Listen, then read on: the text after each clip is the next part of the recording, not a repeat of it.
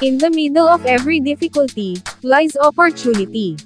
Iyan ang powerful and inspiring quote ni Albert Einstein, na ipinost ni Vice Ganda sa kanyang Twitter account.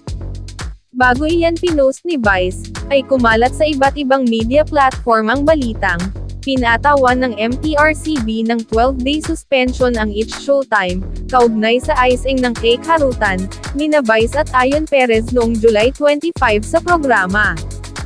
Nito ring Lunes ng 5 p.m., nag-announce ang Asap Natin To, sa X at Facebook.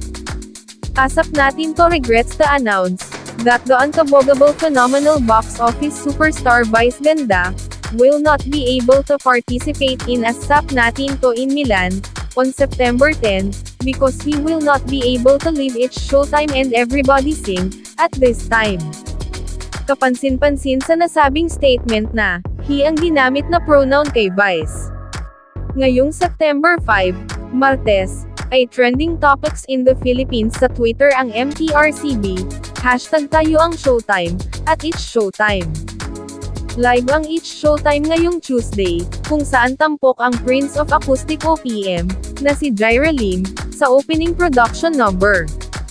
Kapag puwan ay sinabi ni Bong Navarro, bago po ang lahat, meron muna kaming mahalagang anunsyo sa inyong lahat. Binasa ni Jong Hilario sa teleprompter.